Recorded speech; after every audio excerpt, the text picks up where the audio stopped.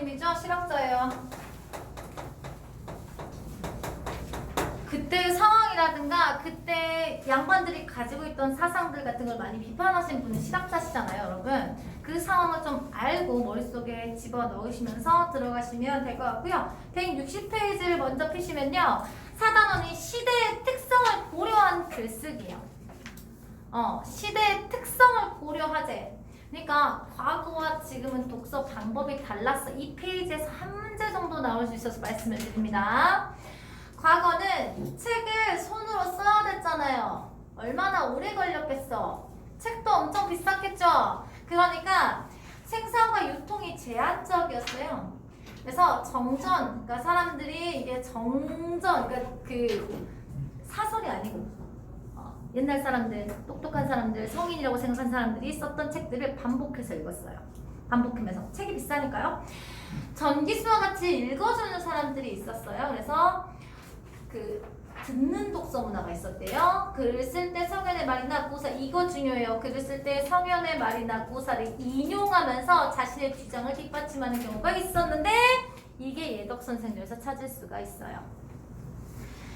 인쇄술이 발달하면서 여러분 묵독이 보편화되고요. 자료가 다양해지다 보고 인터넷이 발달하면서 지식 정보가 빠르게 유통되고 정보를 선택, 비판적으로 수용, 읽는 독서 방법이 중요해졌고 문자뿐 아니라 사진, 그림, 동영상 등 여러 형식을 결합한 복합적인 글쓰기 방식이 나타났다. 그러면 시대의 사회 문화적 특성을 반영된 글이 읽어야 되는 이유가 뭐냐면 다양한 시대의 글 읽기를 통해 다른 시대 사람들과 의미를 소통, 다양한 문화와 사고방식을 이해하고 향유할 수 있으며 인류의 정신적 유상을 개선하고 세계에 대한 안목을 넓힐 수. 이게 무슨 말이냐? 그때 당시 사람들의 생각을 우리가 한번 알고 그때 당시 사람들은 어떻게 생각했는지를 깨우쳐봐야 된다. 이걸 읽으면서 그런 뜻이라고 생각하세요. 글이 쓰인 당시의 사회 문화적 맥락을 고려해서 글쓰기 관습과 독서 문화를 이해하고 다양한 시대의 가치 있는 글을 읽고 우리가 살아가는 시대에 비추어 글의 의미를 재구성해야 한다 입니다. 161페이지 보시면 여러분 이거 소설이에요. 전이에요 여러분. 전기 형식이라는 뜻이겠죠. 전기 형식이 뭐예요 여러분? 인물의 생애를 그린 소설을 전기 형식이라고 해. 그러면 주인공이 누구다? 예덕 선생이야. 근데 여러분 여기 예덕 선생 실제로 등장해 안 해? 안 해. 여러분들 읽어봤으니까 알 거야. 예덕 선생이라는 사람은 실제로 등장하지는 않아요. 선귤자라는 사람이 얘기를 한데 이 선귤자 실존 인물이에요. 실존 인물을 쓴 이유도 있겠죠. 그쵸? 실존 인물을 쓴 이유가 있을 거예요. 고전 소설이고요. 박지원님은 양반이에요. 한자 소설이 한문 소설이에요. 여기까지 이해되시나요? 그런데 풍자 소설이라고 했죠. 풍자 소설. 풍자 소설은 그때 사실을 여러분 그때 현실적인 모습을 사람들에게 보여주고 뭔가 비판의 목적이 있다는 거겠죠. 그러면 성격에 뭐가 나와야 돼요? 비판적이 들어가 있어야 되는 거예요. 성격이 그래서 교훈을 주는 목적이고 풍자적이며 비판적인 성격을 가지고 있다까지 어렵지 않죠? 정기적 작가 시점에 조선 후기가 배경이고 한양이 공간적 배경이다 생각하시면 될 것 같습니다. 선귤자와 자목의 대화 형식으로 일어나거든요 여러분. 대화 형식으로 일어나요. 대화 형식으로 일어나고 여러분 밑줄 칠게요. 바람직한 벗의 사귐과 참된 인간상 제시. 제자인 자목은 스승의 선귤자 비천한 신분의 엄행수와 교분을 맺고자 하는 것을 못마땅히 여기고 선귤자는 자목에게 이해관계나 아첨에 맺어진 인간관계가 아닌 일반 올바른 교우관계의 도를 가르치며 엄행수의 인물됨을 칭송하는 엄행수는 긍정적인 인물입니다. 한 인물의 세계를 중점적으로 다는 전해 형식을 취하고 있으며 선귤자의 말을 통해 작가의식을 대변하고 있다. 그러니까 여기서 나오는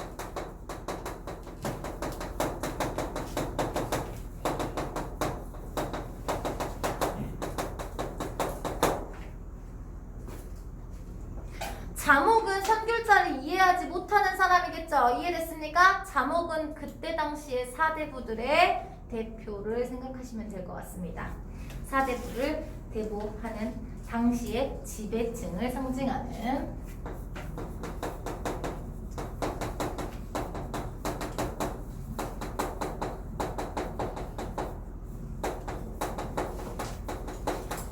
하는 인물이라고 생각을 해주시면 돼요. 편하죠? 좋습니다. 주제가 바람직한 것을 사귄과 참된 인간상. 시작이 선귤자에게 마을의 똥을 저 나르는 것을 업으로 하고 있는 예덕선생 엄행수라는 사람이 있어요. 을 벗이 있는데 자목이 선귤자가 엄행수에 사귀는 게 못마땅하게 여기자 선귤자가 참된 교우와 엄행수의 인물대에 대해서 말해주고요. 선귤자는 엄행수가 성인에 이르렀다고 하면서 그를 스승으로 여겨서 예덕선생으로 부른다. 난 감히 이름으로 부르겠다. 예찬적 태도. 여러분, 작년 여러분 시험에 이런 문제가 났습니다. 윗글에 서술자가 예덕선생을 대하는, 대상을 대하는 태도와 가장 유사한 것을 찾으라. 무슨 적 태도가 나왔을 것 같습니까? 예찬적 태도인 걸 찾으라는 문제가 나왔었습니다. 무슨 말인지 알겠습니까, 여러분? 굉장히 예찬적 태도가 나왔다 생각하시면 되겠습니다. 자목과 선귤자의 갈등. 자목은 엄행수를 업신여기고 비천한 사람과 사귀는 버타는 선귤자를 비판했어요. 당연히 그때 허위 허식에 빠져있는 지배계층을 대표하는 인물이겠죠. 선귤자는 엄행수를 예덕선생에 칭찬하며 이해타산적인 사귐을 비판하는. 이해타산적, 여러분, 이득과 해를 따져가면서 사귀는 거예요. 이해됐습니까? 인물됨이 아닌 이득과 해를 따져가는 사귐을 비판하면 참된 사귐에 대해서 가르쳐 주거든요. 그러니까 작가의 가치관을 대변하는 인물이구나 라고 생각할 수가 있습니다. 그러면 선귤자가 비판하는 세속적인 이해관계를 따지는 사귐은 무엇이냐? 칭찬하는 말만 늘어놓으면 사람들이 아첨에 가깝다라고 생각하고, 비판만 하면 어때? 저 사람 정말 무정하다 이렇게 생각할 수가 있단 말이야. 그럼 사람들이 뭐라고 해? 은근히 돌려서 허물을 얘기할 때 살짝 비껴서 얘기를 하고, 장점을 얘기할 때는 마치 숨겨놓은 긁어주는 것 같이 적당히 두루뭉술하게 진정으로 사귀지 않는 거죠. 이해됐어요? 진정한 사귐이 아닌 거죠. 그런데 이 엄행수라는 사람은 여러분 욕심도 없고 자신의 삶에 만족하고 꾸밈도 없고요. 묵묵하고 성실하고 직분에 충실하고 검소하고 소박하고 격식보다 실용성을 중시하고 소박하지만 예의도 갖출 줄 알아. 그러니 이 글에 담긴 작가의 의도, 엄행수의 댐댐이를 보고요, 여러분. 엄행수의 삶 자체를 칭송함으로써 허례허식에 얽매이지 않고 허위의식을 가지고 있던 당대 양반 계층을 풍자하고 비판하려고 이 글을 썼다는 것을 알 수가 있습니다. 이해되셨습니까? 자, 그러면 지금부터 본격적으로 읽어보도록 하죠.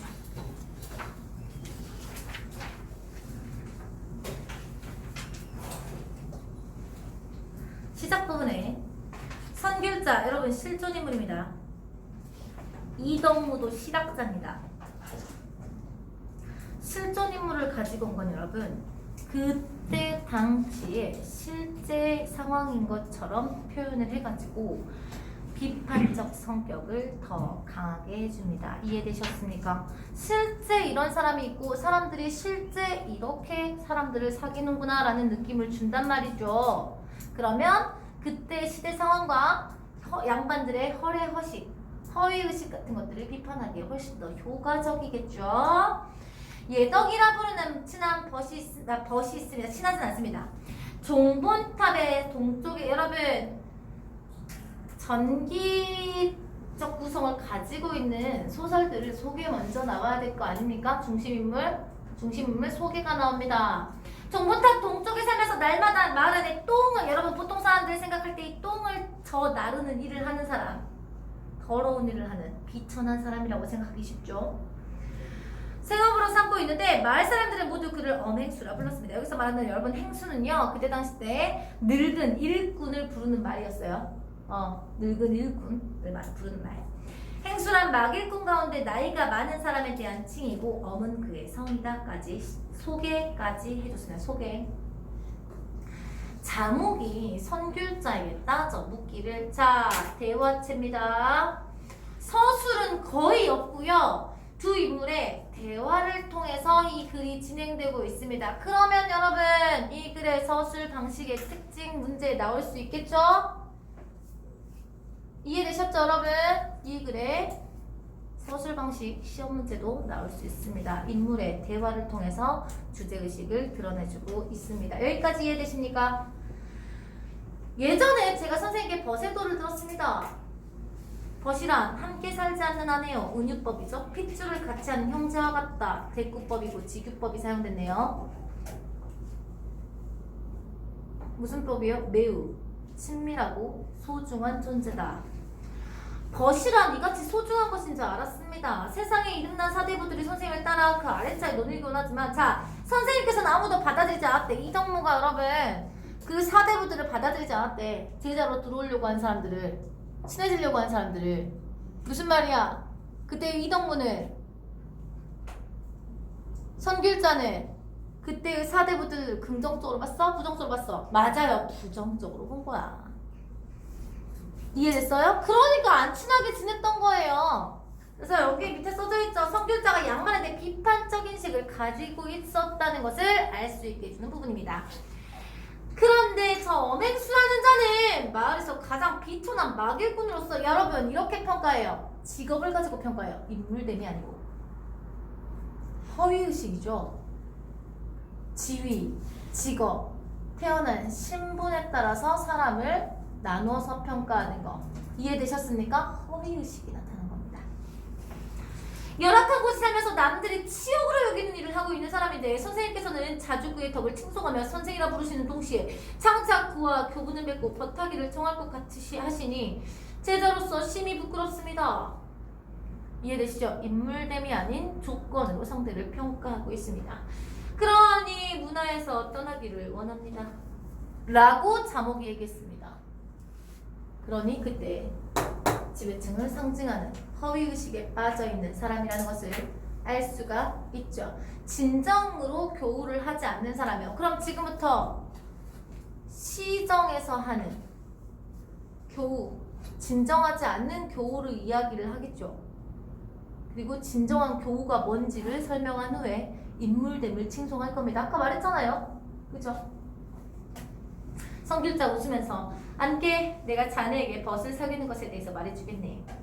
속담을 인용합니다. 속담에 의원이 제 병 못 고치고 무당이 제 굿 못한다 라고 했지. 이게 무슨 말이냐? 사람은 자기 자신의 잘못된 점을 알지 못한다.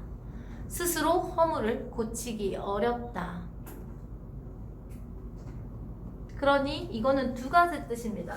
사람들이 자신의 허물을 알고 싶어 하니까 그 허물을 말해줘. 근데 그 허물을 말해주면 무정한 사람이라 얘기한다를 자연스럽게 이끌어낼 수도 있고요. 너도 네 허물을 잘 모르고 있구나 라는 표현이 될 수도 있습니다. 이해되셨습니까? 사람들은 저마다 스스로 잘한다고 여기는 것들이 있지. 그런데 남들이 그걸 몰라주면 답답하게 여기면서 도리어 자신의 허물에 대해서 듣고 싶어 하게 된다네. 이때 만약 자 봐봐요. 그 사람을 칭찬만 하는 말만 늘어놓는다면 아첨에 가까워지는 것, 또한 오로지 단점만 늘어놓는다면 잘못을 파헤치고 흉보는 것 같아 무정하게 보일 수 있어. 그러니까 어떻게 해야 돼? 지금부터 시정 사람들이 하는, 여러분 이거 올바른 교우관계 아니고요. 얘가 생각할 때 사대부들이 하는 안 좋은 비판 대상인 교우관계에 대해서 이야기를 합니다. 그렇기 때문에 어떤 사람들은 세속적인 사기입니다. 허물을 말할 때 그 핵심에서 살짝 돌려서 말하는 것이 좋다네. 그럼 설사 책망이 좀 과하더라도 그 사람은 그리 화내지 않지. 왜냐하면 그 사람이 가장 듣기 싫어하는 부분을 말하지 않았기 때문이지. 그리고 나서 슬그머니 그 사람의 장점을 마치 숨겨놓은 부분을 발견하듯 직유법이죠. 은근히 말해주는 거지. 그럼 마치 가려운 데를 긁어준 것처럼 진심으로 감동하게 될 것일세. 가려운 데를 긁어주는 것도 방법이 있어. 등을 토닥일 때 겨드랑이까지 이르지 말고 가슴을 올 때 목덜미까지 이르지 않는 것이다. 이게 무슨 말이야? 너무 과도하게 칭찬하지도 말고 허물도 너무 과도하게 이야기하지 않는 것이다. 됐습니까 여러분? 적당히 해, 적당히. 니들 좋아하는 거잖아. 네가 지금 하려고 하는 그 세속적인 사귐이 이거잖아. 너는 그럼 이렇게 사람 사겨, 이런 표현이고요. 그러니까 이런 사귐이 좋다라고 이야기하는 게 아니고 이렇게 얘기하면 그래 너는 그럼 그런 사귐 해, 이런 표현에 가깝다라고 생각하시면 되는 거예요 여러분. 뜬구름 같은 말을 하는 것 같으면서도 그 속에 결국 그 사람에 대한 칭찬이 들어있으면 그 사람은 기뻐서 자신을 알아준다고 생각할 것이대. 이렇게 벗을 사귀면 좋지 않겠는가? 여러분, 서리법이요. 이렇게 사귀면 좋지 않겠는가? 이거 좋다는 뜻이에요? 아니에요. 이거 좋다는 뜻 아니에요. 이건 세속적이고 비판적인 거야. 그랬을 때 자목이 뭐라고 하냐?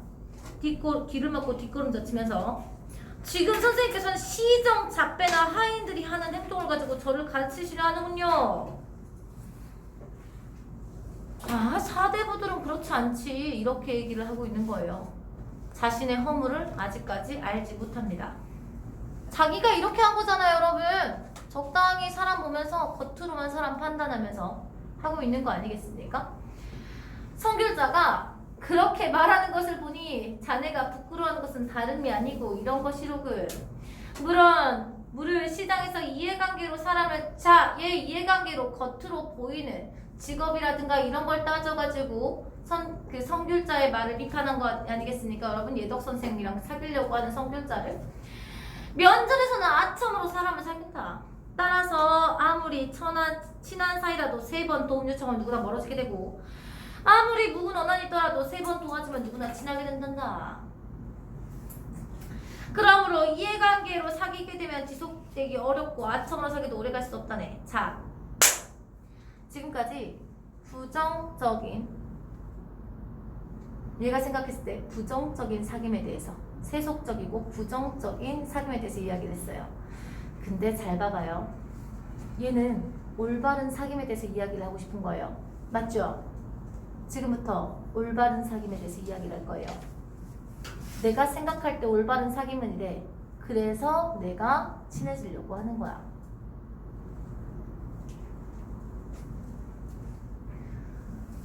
훌륭한 사귐은 꼭 얼굴을 마주할 필요가 없으며 훌륭한 것은 꼭 가까이 두고 지낼 필요가 없다. 다만 마음으로 사귀어야 덕과 의리가 통하는 것을 만나게 되는 것이니 이것이 바로 도의로. 자, 도의로 사귀는 것. 뒤에서는 마음으로 사귀어야 덕과 의리가 통하는 것. 됐습니까, 여러분? 이게 도의로 사귀는 것이고요. 천고 옛사람과 버태도 먼 것이 아니고 말이나 떨어져 있는 사람과 사귀어도 먼 것이 아니다. 자, 그러니까 무슨 말이야? 엄행수랑 나는 가까이 있는 것도 아니고 위치가 똑같은 것도 아니고 하는 일이 똑같은 것도 아닌데 나는 그래도 도의로 사귀면 엄행수와 벗을 할 수가 있어. 나는 참된 사귐을 하는 거지 니들이 하는 시정, 잡배나 하는 그런 세속적인 사귐을 하려는 게 아니다라는 이야기를 해주고 싶은 거야. 혼자 읽으면 도대체 무슨 얘기를 하는 건지 싶었을 거예요, 여러분. 저 엄행수라는 사람은 일찍이 나에게 자, 알아달라고 얘기한 적이 없어. 자, 사람들은 뭐라고 했어? 아까 세속적인 사람들 자신의 장점이 있으면 은근히 알아주길 원한다 했지. 그러니까 세속 사람들이요 다른 거예요. 난 저 사람이 알아주면 좋겠다는 부분을 긁어주고 있는 게 아니야. 저 사람 나한테 알아달라고 얘기한 적이 없다는 거예요. 요구하지 않았는데 난 항상 그를 예찬하고 싶어 했지. 왜냐? 이유가 있을 거 아니야. 이유가 있을 거 아니야. 나는 저 사람이 나한테 자기 알아달라고 칭찬을 해달라고 나의 장점 알아달라고 하지 않았는데 내가 저 사람을 칭찬을 하는 이유, 예찬을 하고 싶은 이유가 있을 거 아니야. 지금부터 엄행수의 인물됨이 나옵니다. 엄행수의 인물됨이 나와요.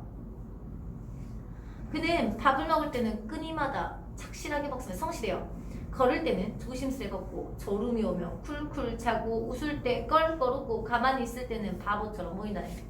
무슨 말이야? 사대부들 괜히 그나마 척하고 졸았는데 안 좋은 척하고 막 이러죠. 그쵸? 그런 사대부들의 허위적인 모습 말고 되게 솔직하고 꾸밈이 없고 성실해. 이해됐어요? 꾸밈이 없고 성실해. 쟤들처럼 허위의식에 빠져있지가 않아. 이런 뜻이에요. 흙벽을 쌓아 풀로 덮은 움막에 조그만 구멍을 내어 들어갈 때 새우등하고 들어가고 잘 때는 개처럼 몸을 웅크러니까 열악한 환경에서 살지만 아침명 개운하게 일어나서 삼태기를 쥐고 마을로 들어와 뒷간 청소 자신의 업무를 충실히 한다. 자신의 본분을 충실히 해. 아무리 힘들어도 자신의 본분을 충실히 해.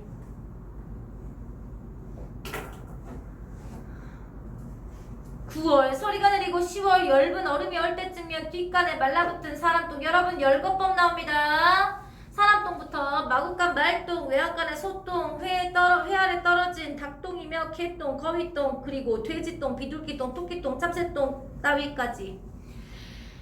열거법. 엄행수가 생계를 하고 있는 똥. 보통 사람들은 더럽다, 가치가 없다, 아주 천한 것이다 라고 생각하는 것이 있죠? 그런 것들이 열거 있는데 그걸 뭐처럼 생각한대 여러분? 주옥인 양, 보석인 양 긁어가고도 염치에 손상이 없어. 무슨 말이야?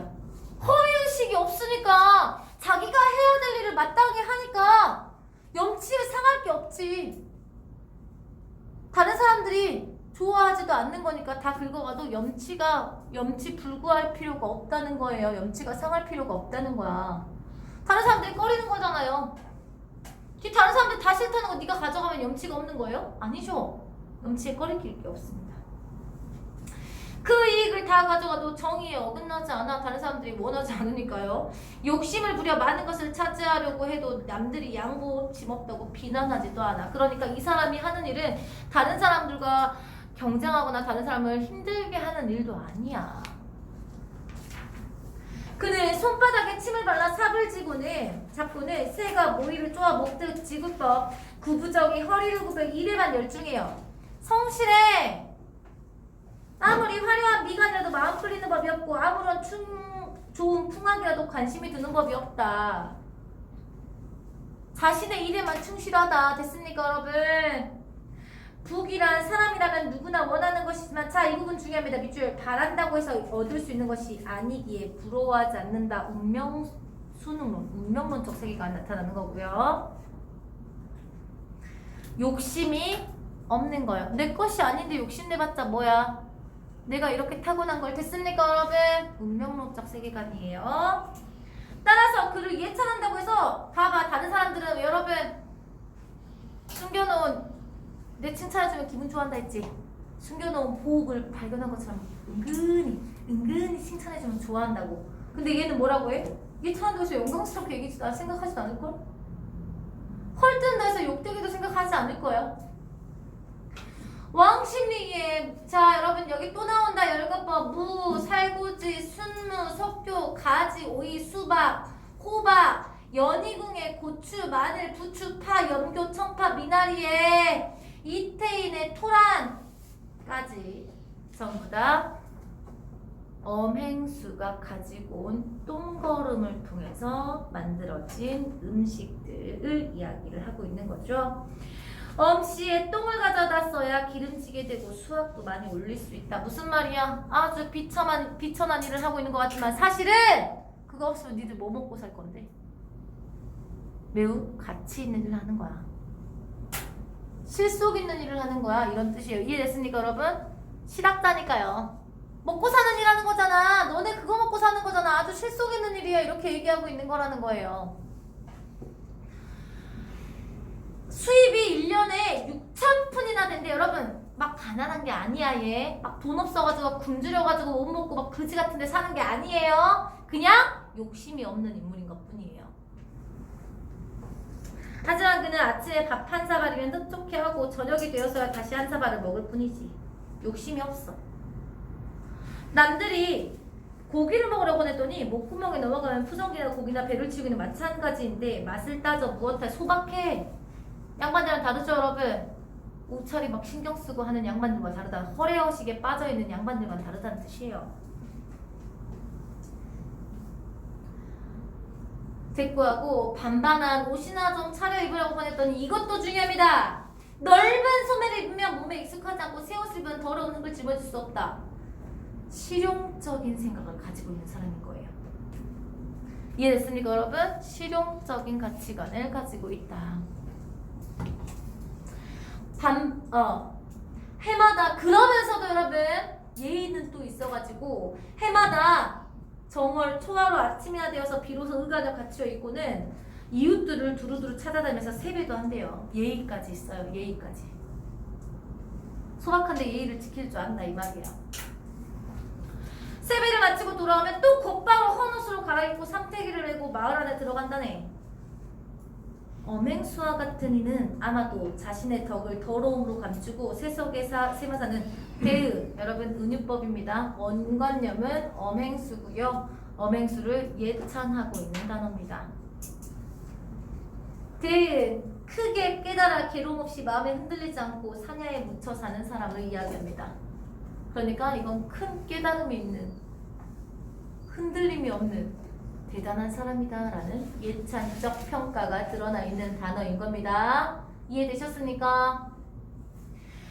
자, 중용에 이르기를 때문에 선생님이 아까 첫 번째 페이지를 공부를 한 거예요. 옛날 사람들은 자신의 주장을 강조하기 위해서 옛 책들이라든가 성인의 옛책의 구절이라든가 성인의 말을 인용한다고 했죠.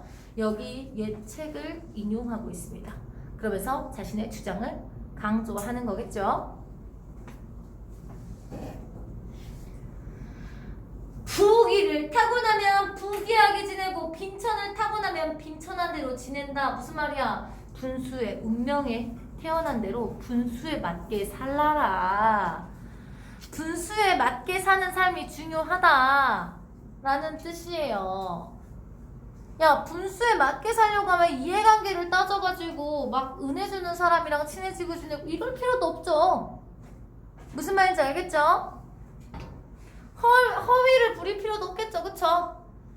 분수에 맞게 살면요. 물론 선생님은 여기에 동의한다는 뜻은 아닙니다. 제 의견은 아니에요. 요즘은 좀 욕심 부려야 돼. 요즘은 좀 욕심 부려야 돼. 제 의견은 아닙니다. 타고난 것은 이미 정해져 있음을 말한다네. 또 시경에 또 나와네. 이른 아침부터 밤까지 공소에 있으니 진실로 명이 똑같지 않기 때문이다. 뭐야? 타고난 운명이 있다 이 말이에요. 운명론이라는 뜻이에요. 명이란 사람의 분수를 말하는 것이네. 하늘에 만백성을 낼 때 정해진 분수가 있으니 명을 타고낸 이상 원망할 까닭이 있으랴. 서리법입니다. 쉽게 말해서 본분에 타고난 본분에 충실하는 태도가 필요하다. 너네들처럼 허위의식에 빠져가지고 너네 본분도 있고 이렇게 맨날 다른 사람들과 어울려가지고 막 그 정치 싸움이나 하고 있고 이런 거를 비판하고 있는 거라고 생각하시면 돼요. 욕심 부리고 막 이런 것들을 비판하고 있는 거예요. 그런데 새우젓을 먹게 되면 달걀이 먹고 싶고 갈포옷을 입게 되면 모시옷이 입고 싶어지게 마련이니 천하가 이로부터 크게 욕심은 사람들이 욕심을 부른다. 어지러워 백성 일어나고 농토가 황폐해지는 것이다. 그러면서 또 예시를 가지고 옵니다. 전승, 오강, 항적의 무리들이요. 옛날에 여러분 농민 반란을 주도했던 인물들이에요. 선생님은 이 사람들을 나쁜 사람이라고 생각하지 않습니다. 여러분 제 의견은 아니지만 얘는 분수에 맞게 사는 자신의 분수에 맞게 충실한 삶을 사는 사람들, 욕심이 없게 사는 사람들을 긍정적으로 바라보고 있는 거잖아요. 그쵸? 그러니까 이 사람들은 부정적인 인물들이에요. 여기에서는 이해되시지? 욕심을 과하게 불어서 자신의 분수인 농사를 버리고 반란을 꾸몄던 사람들이겠죠. 그 뜻이 능히 농사일에 안주할 인물들이었겠는가? 서리법이죠. 주역에서 짐을 짊어져야 할 사람이 수레를 탔으니 도적을 불러들일 것이다. 그러니까 짐을 져야 하는 사람, 그러니까 분수에 짐을 져야 되는 사람인데 수레를 타면 도적이 온다 이런 뜻이야. 무슨 말이야? 과한 욕심을 부리면 화를 당한다. 이해되시죠? 과한 욕심을 부리면 화를 당한다. 다 듣고 있는 거죠? 여러분 집중하고 계시죠? 이를 두고 한 말이네. 그러므로 의리에 맞지 않으면 만종의 녹을 준다 해도 불길한 것이오. 아무 노력 없이 재물을 모으면 막대한 불을 촉촉하더라도 그 입에서 썩는 냄새가 나게 될 것일세. 이해되시죠? 모든 것은 의리에 맞게 해야 하며 정당한 노력이 있어야 한다. 그런 까닭에 사람이 죽었을 때 입속에다 구슬을 넣어주어 그 사람이 깨끗하게 살았음을 나타주는 것일세. 엄행수에 대한 지금부터 평가가 나옵니다. 여러분 지금까지는 인물됨, 이제 평가가 나와야 되겠죠? 엄행수는 지저분한 똥을 나눠주고 먹고 살고 있으니 지극히 불결하다 할 수 있겠지만 그가 먹고 사는 방법은 지극히 향기로우며 그가 처한 곳은 지극히 지저분하지만 의리를 지키는 점에 있어서는 지극히 높다 할 것이니 여러분 대조 나타났습니다. 대조. 불결하다 하지만 지극히 향기롭다. 지저분하지만 지극히 높다. 됐습니까 여러분? 대조법 나타났고요. 그 뜻을 이루어보는 만종에 녹을 준다 해도 그가 어떻게 처신할지. 무슨 말이야? 얘는 저 위치에서 있었으니까 저렇게 행동하는 거지. 만종에 녹을 준다는 건 여러분 재상과 같은 위치에 있었다 하더라도 쟤는 의롭게 행동했을걸? 자신의 역할에 맞게 했을걸? 제가 그냥 태어나길 저렇게 태어난 거지. 이렇게 얘기를 하는 거야. 무슨 말인지 알겠죠? 분수에 맞게 했을걸? 의롭게 했을걸? 이런 표현이에요. 이상을 통해 나는 깨끗한 가운데서 깨끗하지 않은 것이 있고 더러운 것에서 더럽지 않은 것이 있음을 알게 되었네. 나는 먹고 사는 일 때문에 아주 견디기 힘든 경우를 당하면 언제나 나보다 못한 사람을 떠올리게 되는데 엄행수를 생각하면 견디지 못할 일이 없다. 아주 더럽고 아주 힘겨운 일하면서도 욕심부리지 않고 자신의 분수대로 살고 있으니까요. 무슨 말인지 알겠죠? 나도 그럼 내 분수대로 살면 되겠구나 라는 깨달음을 얻을 수 있다 이런 뜻입니다. 진실로 마음속에 좀도둑질을 할 생각이 없는 사람이라면 언제나 엄행수를 생각하지 않을 수 없겠지. 이를 더 확대해 나간다면 성인의 경지에도 여러분 엄행수를 예찬하는 단어 성인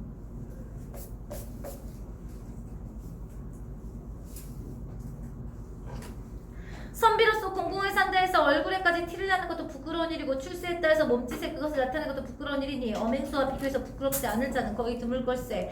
그래서는 엄행수를 스승으로 보신다고 한 것이네. 어찌 감히 버탄다고 할 수 있겠는가. 이러한 이유에서 나는 엄행수 이름을 감히 부르지 못하고 예덕선생을 부르는 것이 예덕선생까지 예찬적 태도 예찬적 태도를 나타내는 칭송의 태도를 나타내는 단어 3개 나왔습니다. 대음, 성인, 예덕선생까지 이해되셨습니까 여러분? 하였다까지. 결국에는 여러분 얘가 얘기하는 올바른 사귐은 의와 덕으로 사귀는 거. 아까 봤죠? 의와 덕으로 사귀는 거. 알아주듯이 시정잡배처럼 사귀는 거 안 돼.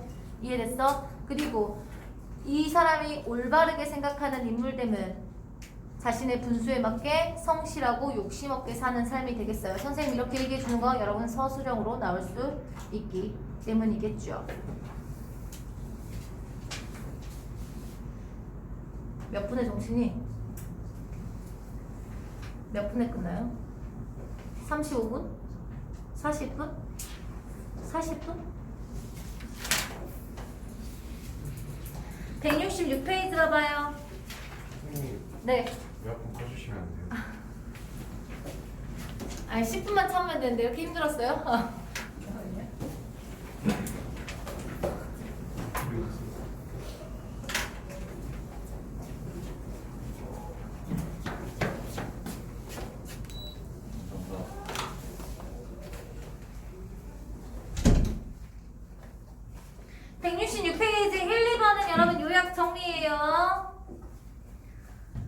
요약 정리예요. 이해되시죠?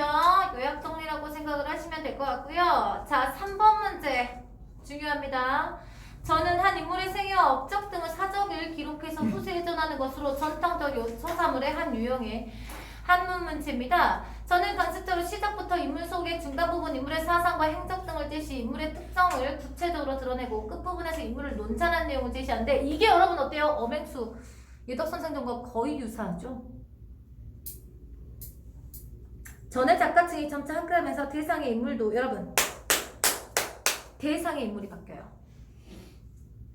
원래는 역사적 업적을 남긴 인물이었는데 다양한 신분이나 직업을 가진 인물도 확대됐다는 거야. 엄행수까지 확대가 된 거겠죠. 이는 교화를 중시하는 교훈적 성격이 있다는 뜻이에요.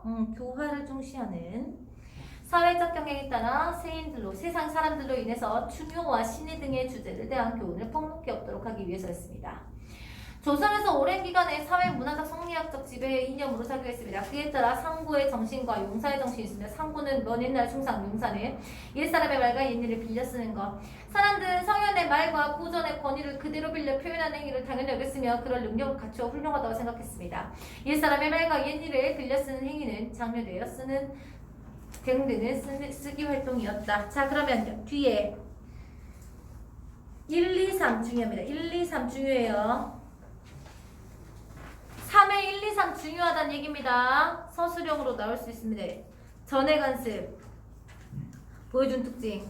시작부에서 예덕 선생을 소개하며 중간 부분에서는 태도, 모습, 특징이 나타나고요. 끝부분에서는 성인의 경제에 있을 것과 스승으로 보신다 등의 논찬이 드러나 있다는 거. 느껴지십니까? 다음, 엄행수와 같은 신분이나 직업을 가진 인물이 전에 주인공이 될 수 있었던 이유가 교화를 중시하던 조선시대 사회적 경향에 따라 여러 주제에 대한 교훈을 폭넓게 제시하기 위해 전에 대상이 된 인물이 다양해졌기 때문입니다. 됐습니까, 여러분? 여기까지 이해되십니까? 자, 그러면 여기에서 교훈은 무엇이겠느냐? 밑줄쳐 엄행수의 인물은 외형적인 것만 중시하는 당시의 세태를 경계해 내적인 가치를 높이는 것이 중요하다는 인식을 확산시키고 교훈을 줬습니다. 됐습니까? 그때 당시 때 무슨 교훈을 줬느냐?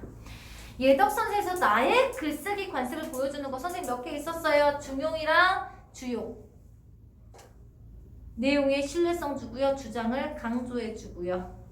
됐습니까? 그 내용이라고 생각하시면 되겠습니다. 독서 역량 펼치기는 하는지 안 하는지는 모르겠습니다만 지난 시간에 안 해가지고 중간고사 때는 안 했잖아요. 그렇죠? 중간고사 때 안 해가지고 우선은 넘어가도록 하겠습니다. 틀린 문제 설명할게요. 먼저 162페이지부터 165페이지까지 1번부터 11번이요. 6번. 다시 6번. 6번이랑 10번 11번이요. 11번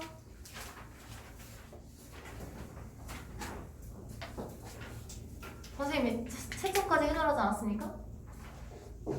네. 최소한 자습서까지 채점해놓으라고 했습니다.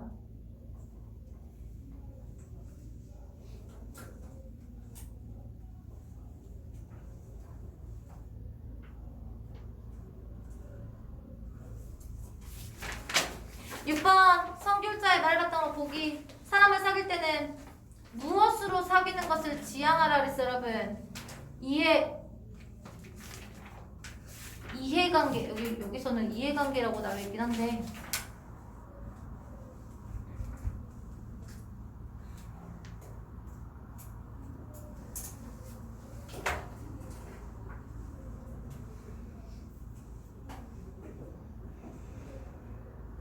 이해관계가 맞습니까? 답이? 맞아요? 네. 아첨하고 아첨? 이해관계가 맞죠. 이해관계로 사귀는 것을 지향하고 마음의 도의로 바탕으로 사귀어야 한다. 됐습니까? 책에 나와 있는 대로 찾으면 여러분 이해관계가 맞아요. 자, 10번 이 글을 읽고 알 수 있는 거야, 있는 거. 힘들어하지 않습니다. 당연히 정답 3번이죠. 내가 어렵고 힘들 때 엄행수를 생각하면 못 이길 게 없다 그랬으면 엄행수가 나보다 힘든 처지에 있다라고 생각한다는 거예요. 몇 번 하셨습니까? 오답하신 분.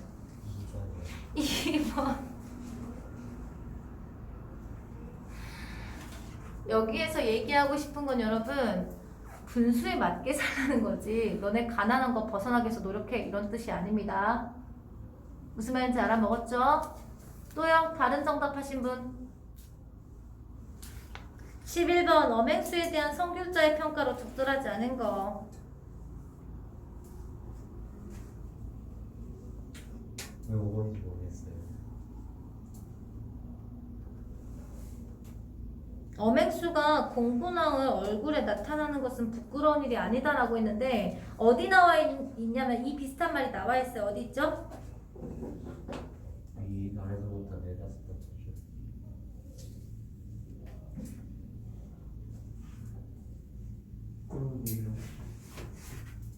있어요. 잠깐만 찾을게요. 욕되게 여기지 않을 것이대.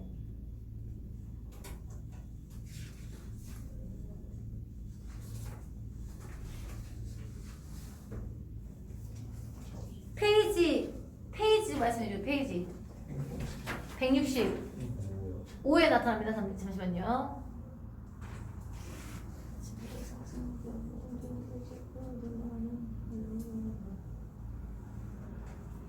선비로서 공공하게 산다고 해서 얼굴에 티를 내는 것이 부끄러운 일이다라고 이야기했는데 엄행수는 우선은 가난하지 않다고 이야기를 했었고요, 여러분.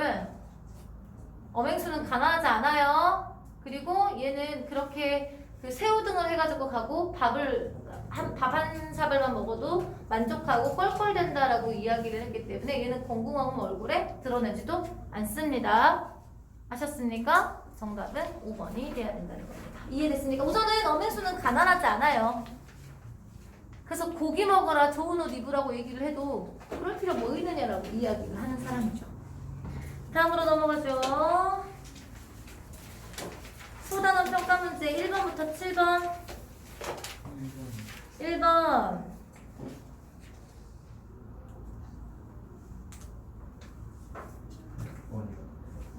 6번이야. 6번? 6번 또요. 2번. 2번 또요. 3번. 1번 윗글의 내용과 일치하지 않는 거. 강한 어조로 얘기하지 않았습니다. 자, 자목과 성교일자는 엄행수 안 부끄러웁니다.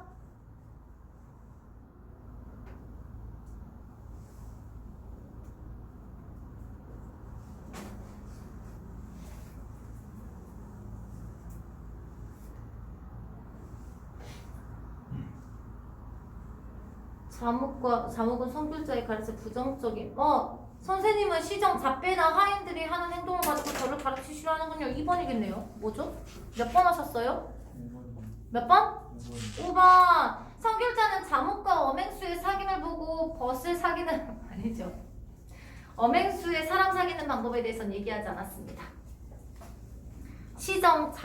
자목도 마찬가지고요. 시정 잡배들이 하거나 보통 사람들이 사귀는 방법과 좋은 방법에 대해서 대비만 해놨지 엄행수와 자목이 누군가를 어떻게 사귀는지는 얘기를 하지 않았어요. 이해되시죠? 2번 보도록 하죠. 성교일자와 자목의 대화에서 나타나는 특징으로 적절하지 않은 것. 성교일자는 비유적 표현 사용했죠. 자목은 감정을 직접적으로 표현했고 자목은 비언어적 만재 여러분 뒷걸음질 치고 귀를 막았대요. 성교일자는 질문의 형태로 마무리했고요. 성교일자는 자목과 달리 인용을 통해서 여러분 둘 다 인용했죠. 자목은 성교일자가 했던 말 됐습니까? 인용했잖아요. 정답 5번이 되겠습니다. 자목이 뭐라 했어 여러분? 선생님께서 벗이랑 함께 살지 않아요 이렇게 얘기했잖아. 그치? 선생님이 했던 말을 인용했어요. 이해돼요? 이해되십니까? 3번 윗그룹 자목의 사람 든든히 평가하는 거 관점 뭐라 했어요? 외적인 요인을 보고 평가하는 건데 자 서술형으로 뭐라고 써져 있던가요? 지위나 뭐 직업 외적인 거라고 써져 있죠? 그쵸? 6번 윗글을 통해 알 수 있는 엄행수에 대한 사실로 가장 적절한 거 2번 아웃 3번 아웃 4번 아웃 5번 아웃. 정답 1번이네요. 욕심이 없고 만족하는 사람이죠? 뭐지? 6번을 왜 틀렸죠? 대단한 평가 문제.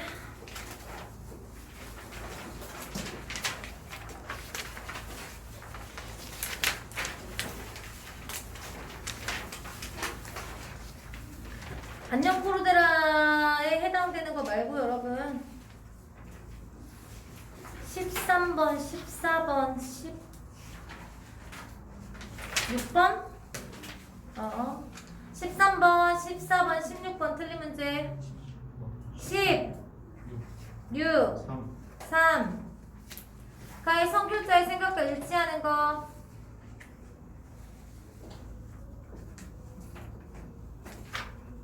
정답 2번이겠는데? 그쵸? 정답 2번이겠어요. 도움을 거절, 안 좋게 지내더라도 도움을 받으면 좋아하고 누군가가 도움을 달라고 요청을 하면 싫어하게 된대잖아요. 친하게 지내다가도. 그러니까 요청을 받는 건 안 좋아하고 요청을 다른 사람이 하는 건 다른 사람이 나에게 하는 건 안 좋아하지만 누군가 나에게 도움을 주는 건 좋아한다. 뭐 이런 문제를 틀렸죠? 몇 번을 하셨어요? 1번이요. 아니지. 시정 잡배나 하는 행동이군 하루 나를 가르치시는군요 라고 얘기한 거는 자목이에요. 시정 잡배들이 하는 행동이라고 얘기하지 않았어요. 시정 잡배들이 하는 행동이라고 생각하지 않아요. 성교일자는 시정 잡배나 누구나 똑같다. 니들이나 똑같아. 이런 표현인 거예요. 이해됐어요? 16번 기억의 이유가 무엇인지 서술하래요. 기억 보면 청구의 옛사람과 버태도 먼 것이 아니고 말리다 떨어져서 살기도 먼 것이 아니다. 왜? 덕과 의가 통하면 가까이 마주보고 지낼 필요가 없기 때문이겠죠. 이해됐습니까? 여러분 이 비슷하게 덕과 의가 있는 사귀면, 그러니까 도의로 사귀면, 덕과 의리가 있는 사람과 사귀면요 꼭 얼굴을 맞이해야 될 필요도 없고 가까이 두고 지낼 필요도 없기 때문입니다. 됐습니까 여러분? 앞부분 요약해서 적으시면 되겠습니다. 여기까지 질문 더 없습니까? 화요일까지 프린트만 전부 다 풀어 오시고요. 월요일날 자 우선은 자 잠깐만요. 지금 선생님이랑 달은 어떻게 만들어질까를 했고요. 예덕성 생전을 했어요. 그쵸? 다 언제 했어요? 달요? 좀. 중간고사 끝나고 나서 했죠?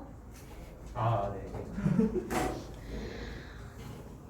교과서에 더 들어가는 내용이 있으면 말씀을 해주셔야 돼요. 아셨죠? 중간중간에 말씀해 주시면 선생님이 시간 내서 이렇게 해드릴 거고요. 그 다음에 월요일이나 화요일 선생님 오기 전까지, 여러분 수업 전까지 어디를 해야 되는지 꼭 말씀을 해주세요. 아셨죠? 그래야 선생님이 준비를 하니까 고생하셨습니다.